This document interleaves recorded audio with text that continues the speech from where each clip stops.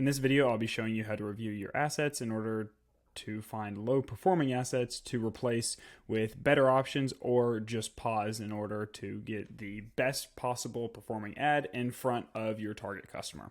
We're going to be doing this every 2 weeks. We're going to do this on the ad group level because we want our assets lining up exactly with what we're advertising, and sometimes we advertise different things inside each campaign. And we're going to be setting our time span to 8 weeks. So let's go to our ads. We're going to go to the assets section and then click assets. And from here, we're going to select the ad group that we want to work on. And we are going to go and set our dates to about 8 weeks back, or approximately 2 months. Click apply. And from here, we're going to filter by each type of asset to review their performance. So first up, we're going to do image assets. And for these, we first want to review to make sure that each asset that's either at the campaign level or at the ad group level. In this case, all of our assets are at the campaign level. We want to make sure they all line up with what we are advertising inside of our ad group.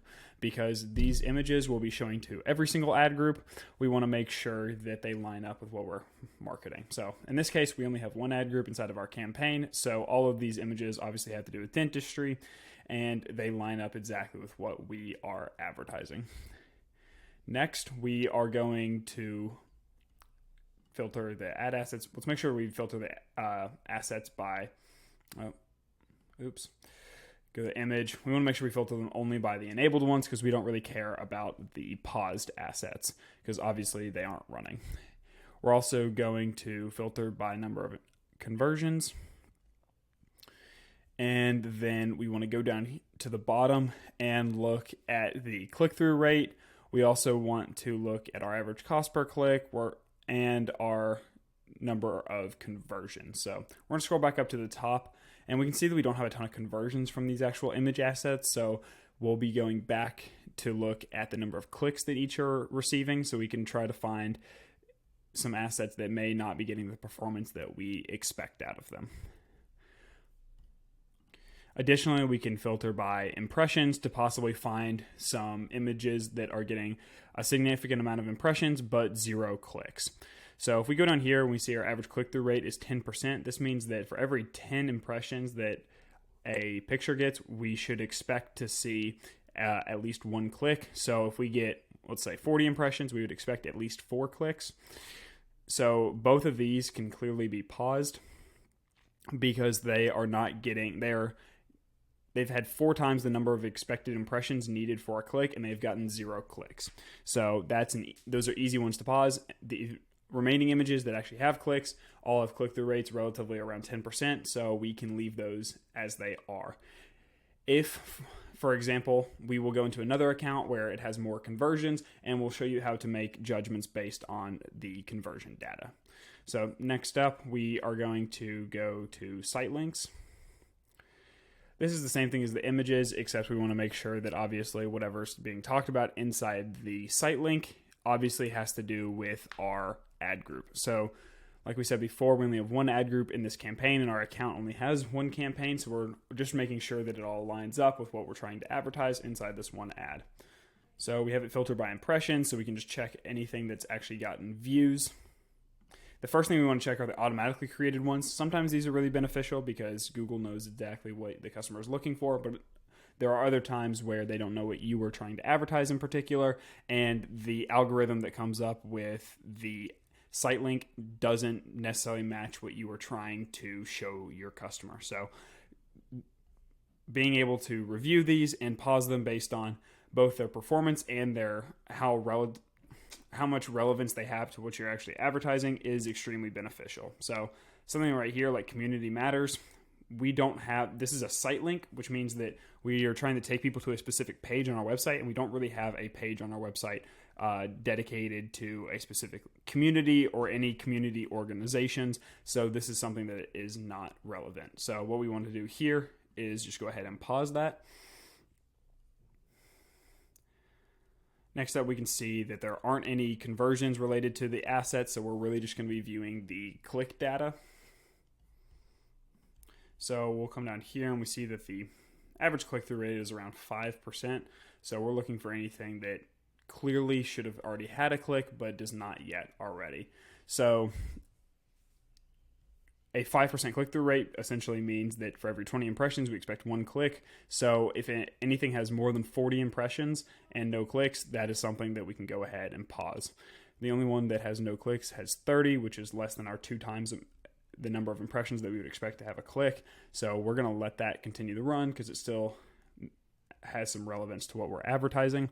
And the rest of the assets all have click-through rates that are close to 5% or better. So we can leave those in place. Next, we're going to go to headlines. And if you don't have any headlines in here, that's really not a problem. These mostly have to do with your ad. And we've made a video on how to review your ads and make sure that the headlines are the best possible versions of themselves. So go make sure you watch that video on how to improve your ad headlines and descriptions. So the descriptions is probably going to have a similar thing. Yep, just like we expect. Going on to callouts.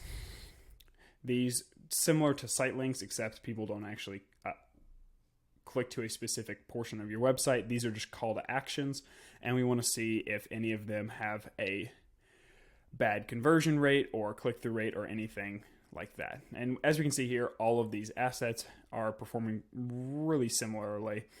You can see here that even the cost per conversions are down to the penny. They're exactly the same. They're getting around the same conversions. Cost per click is approximately the same. Click-through rate's pretty close. So nothing to do here. We're going to move on to structured snippet. And a lot of times, most businesses that we work with, you're going to have this service catalog. We're just checking to make sure that there isn't a cost per conversion that is ridiculously higher than the cost per conversion for the entire account. So the way we can check that is really just going back up here to overview, and we can see that the cost per conversion is around $14 over this time period. So when we actually go to our assets, we can see that our structured snippet actually has a lower cost per conversion, so it's good to stay in there. Our call asset, we obviously just want to check to see if our call asset has any problems and if it has a cost per conversion that's just way too high, then we might need to consider not targeting calls. We need to target some other type of conversion, but typically that's not a problem that you will run into, but it is something to always look over just to make sure that it's not out of whack and something hasn't gone horribly wrong with your call asset. Moving on to lead form. Lead form is very similar to the call asset. You should make sure there's no problems. Make sure that the cost per conversion isn't ridiculously high.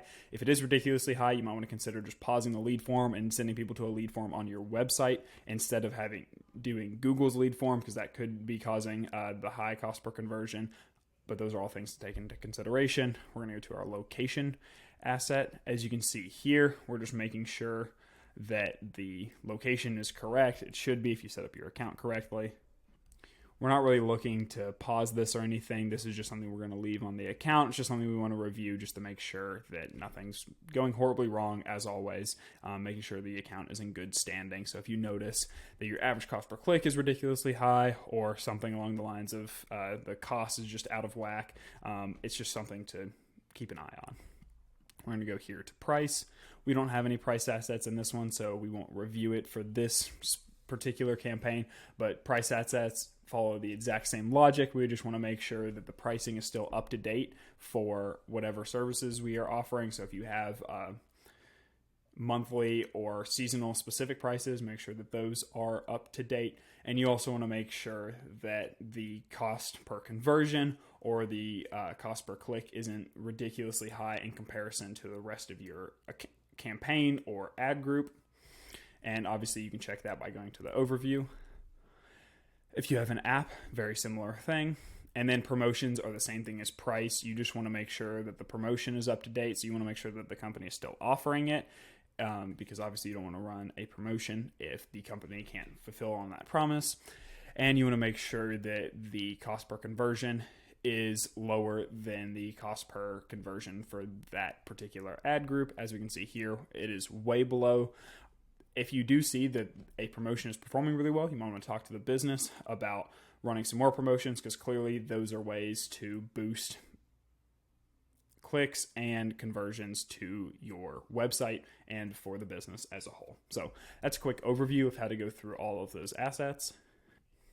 We'll be using this ad account as another example of how to review some assets by the conversion data. So in the last one, we didn't have enough conversions to make any assessment as to whether we should pause the pictures or not, but here we will be able to see an example of a picture that has too high a cost per conversion. So here in this example, you can see that this one is a $67 cost per conversion, but the average for our images is $34. So that's almost double the typical average. So we're obviously going to want to pause this. You can also see that we are wanting to specifically advertise lawn mowing. So any images that don't correlate specifically to what we are advertising should also be paused. You can see that this is on the campaign level, but in this campaign, we are only advertising mowing. So we don't have to worry about pausing one of these images and it pausing it for some ad groups that we do want to show it for. But this is additionally why you want to make sure that you add image assets specifically by ad group, because you advertise different things inside different ad groups. So if we go down here, we can see this still has a below average cost per conversion, but it doesn't necessarily line up with what we're advertising. So you can kind of make a judgment call here whether you want to continue showing this, because clearly it is still getting good results, but it doesn't necessarily line up with what you were advertising. So it's kind of a judgment call as to whether we pause that or not. It may, by pausing that, allow us to show some more relevant images to what we are actually trying to advertise, because as you can see down here, we have these image assets that are currently enabled but are barely getting any impressions. But if you're having really good performance in a campaign, there's no reason to jeopardize that. So in this case, we will leave them enabled. As the type of image assets and assets as a whole are going to vary wild by industry, we won't go over specific types of assets to add. We'll only be mentioning that if you do pause any assets, at the beginning when you're first running your campaign, we highly recommend that you add in another to replace it, to try to test out some other A/B options to see what is going to work best and what doesn't perform. That way you can maximize your campaign's performance. So for example, if we go down here and we pause lawn treatments, we might want to try adding in site link asset for another service that they offer to this specific ad group. They also do patio installations, which don't necessarily apply to mowing, but it is another service that somebody who is a homeowner might want. So it's just a bunch of things to continue trying out until you've tried out every one of their services, or until you've found services that perform extremely well with that given campaign, and we'll just move forward with those. So just keep in mind that you should be constantly trying out new site links until you run out of different landing pages to actually send people to. Once you've tried every landing page to send people to, you'll obviously filter down to your best performing ones, and you won't need to do much more optimization with your site links. Callouts is similar to headlines. It's a call to action that is trying to get people to click on an ad more often. You're not typically going to fully run out of different callouts to try, but typically after a while you will find the ones that work best, and so there's not a need to try as many as you previously were when you first started a campaign. So do keep in mind that as you continue to run a campaign and continue to optimize, there'll be less and less options for you to try until you finally find the ones that work best. And keep in mind that you need to make sure that the assets that you have on an account and campaign level do line up with what you're advertising in that ad group. If it doesn't line up with your advertising in that ad group, you might want to change that asset so that way it's only at the ad group level, because it might not apply to every single ad that you run inside your entire account. For structured snippets, you're typically going to be limited to your service catalog or the types of amenities that you provide. So you can only really try so many variations of this. What you can try if a service catalog isn't working is you can try to change out the types of services that you're putting inside that service catalog to see if it gets it to perform better. Same thing with the amenities. But after you've tried a few combinations, if it just doesn't seem to be working, I would just pause this asset as a whole. Or once you do find a service catalog or amenity or any other type of structured snippet that works, I wouldn't try tinkering with it too much. Once you have something that works, if it ain't broke, don't fix it. Call assets, not much to mention here. Obviously, if you change your number, you'll need to change this, but this really is going to be pretty constant unless the calls are costing too much. In that case, then you might want to focus on other conversions. Same thing with lead form. If the lead forms are costing too much, you might want to consider taking out a few of the lines that people have to fill out, so you make it easier for them to fill out, where they only have to fill out a couple pieces of information instead of a big long form. That can help improve the conversion rate. Otherwise, I would suggest going after a different type of conversion. If the conversion rate stays too high for a location, there's nothing that needs to be here. If you do not have a location that people can actually go to, you shouldn't have a location that shows this is a lawn care business. They don't have a brick and mortar store, so they shouldn't have a location. They can have a location asset inside their campaign, but it should not be getting clicks, or it shouldn't be getting a ton of clicks, because mainly people would be clicking to the location profile, which is your Google My Business profile, which they would just be clicking to view reviews. So if you were doing that, you just need to make sure that in your goals section, you are not tracking location clicks, because obviously you don't want people getting clicks. You don't want people getting directions. So these should obviously be marked as 0 out of 18 campaigns, but we have an entire video going over what type of conversions you should be running and how to set up those conversions correctly. So go check that out if you've got a question about that. Going over to your prices. This is another one where you might want to try out different pricing, or you might want to show pricing for different services.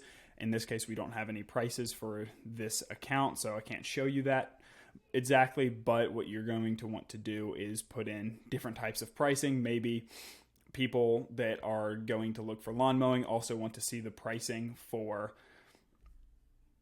hedge trimming by the bush, or they might want to see mulching by the yard pricing. These are all things to keep in mind when you're putting down your price assets. You just want to make sure that they line up with the services that you're trying to advertise. They don't necessarily have to be the exact service, but they need to be in the same ballpark that people would be interested in when they're searching up your ad. So obviously try out a bunch of different prices. If you don't have any specific pricing that you can offer people, and your prices vary based on each customer, you don't need to have any price assets. So this is only something to keep in mind if you actually show pricing on your website. For the app, there's nothing that you need to do here in order to optimize that. And for promotions, this is definitely something that if you are working with a company, or you run a company that has a lot of promotions to show its possible customers, you want to rotate through these. You want to try scheduling them for different periods throughout the year, seasonal promotions, month-to-month promotions, different things like that, to see what promotion is going to get the highest total conversion with the lowest cost per conversion. So this is going to work similar to the other assets, where you're basically going to try out a bunch of different things until you find the promotion that gets you the best possible performance. And that's a quick summary of how to use the asset section inside Google Ads in order to improve the overall performance of your Google Ads account. Hope this helps. If you got any questions, I know this was a much longer video, so feel free to reach out to Creekside Marketing if you need any help with this. We'd be more than happy to assist, and we will see you in the next video.